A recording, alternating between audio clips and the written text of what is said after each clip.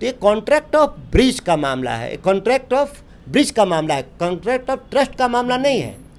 अभी भी संकट है, लगभग खेती 50% मारी जा चुकी है हमारी, लेकिन इससे भी बड़ा संकट आने वाला है।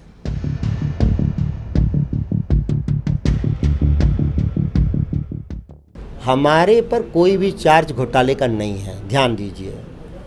हमको सरकार ने पैडी दिया, हमारी ड्यूटी थी उसको पैडी को प्रोसेस करके चावल बना देना, फिर सरकार की ड्यूटी था कि उस चावल को ले जाके सरकार के गोदाम में जमा कर देना।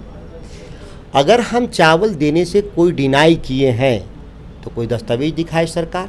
अभी भी हम तो चावल देने के लिए सरकार को 11 बार चिट्ठी लिखे, वो हमारे पास दस्तावेज है। सरकार ने जांच किया मेरे गोदाम का 2-2 बार कि मेरे पास चावल है कि नहीं। उस रिपोर्ट में लिखा है कि चावल मेरे पास था। जब मेरे पास चावल था तो फिर घोटाला कैसे हुआ? मेरे पास चावल नहीं होता तब ना घोटाला होता। केवल आरोप उसमें इन्होंने लगाया कि चावल की गुणवत्ता खराब है।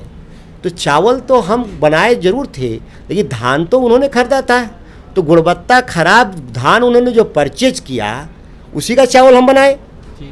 क्योंकि आप ध्यान दीजिए, उसमें जब धान खरीदा सरकार, उसका एक बड़ा हिस्सा सरकार प्रोसेस नहीं करवा पाई, और जब प्रोसेस नहीं करवा पाई तो सरकार खराब धान बाजार में बेच के सस्ता बेची। तो खराब धान बेची है, उसके तो रिकॉर्ड में है। तो खराब धान का चावल थोड़ा खराब हुआ होगा, फिर भी उसको ले जाना चाहिए था सरकार को, अपना सामान था, थोड़ा बहुत का डिफरेंस होता।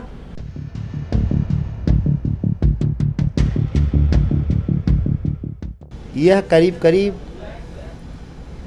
100 साल से ज़्यादा इतना भयानक है। और चूँकि रोपनी का समय सीजन ख़त्म हो गया, अगर आज के बाद जो बारिश होगा भी तो उससे हम नया फसल लगा नहीं सकते हैं। तो जो नुकसान होना है बिहार को, बड़ा नुकसान हो चुका है।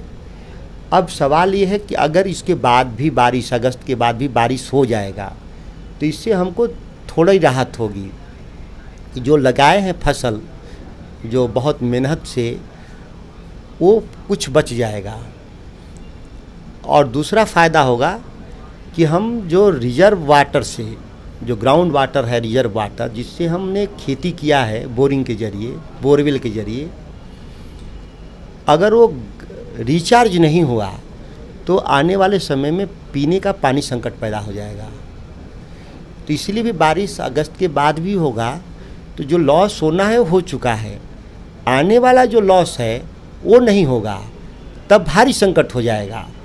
अभी भी संकट है, लगभग खेती 50% मारी जा चुकी है हमारी, लेकिन इससे भी बड़ा संकट आने वाला है।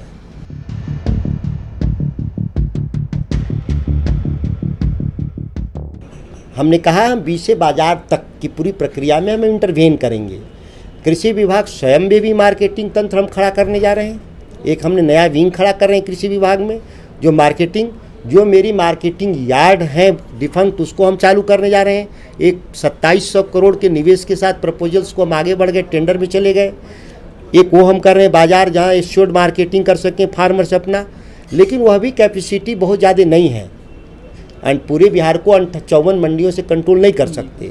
हम इसके अलावा भी अतिरिक्त जो हमारे प्रोक्योरमेंट एजेंसी हैं, वो सिंगल एजेंसी हैं पैक्स, जिसको हम मल्टी एजेंसी के प्रोक्योरमेंट एजेंसी के रूप में हम इस बार कोशिश कर रहे हैं कि वो मल्टी एजेंसी प्रोक्योरमेंट में जाए कि बिहार के किसानों को एमएसपी मिल सके।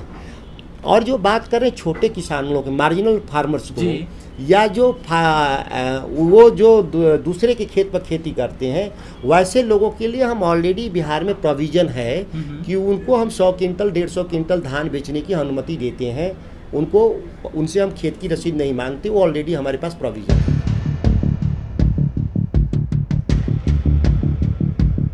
मेरा व्यक्तिगत मानना है कि मंडी और एमएसपी के बिना हम किसानों का भला नहीं कर सकते हैं। मंडी चाहिए और एमएसपी चाहिए, ये दोनों चाहिए, इसकी गारंटी हमको करना होगा। ये मेरी व्यक्तिगत मांगना है। सरकार ने, तत्कालीन सरकारों ने इसको डिस्ट्रॉय किया है बिहार में, यह भी मैं मानता हूँ।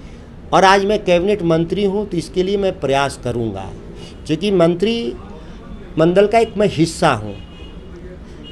मंत्रिमंडल के प्रमुख लोगों से मैं चर्चा करूंगा, जो सरकार के मुखिया हैं उनसे चर्चा करेंगे और चर्चा करके इसको पुनः बहाल कराने का हम प्रयास करेंगे, निश्चित करेंगे। लगातार हम इस बात को लेकर के हम प्रयास शुरू कर दिए हैं।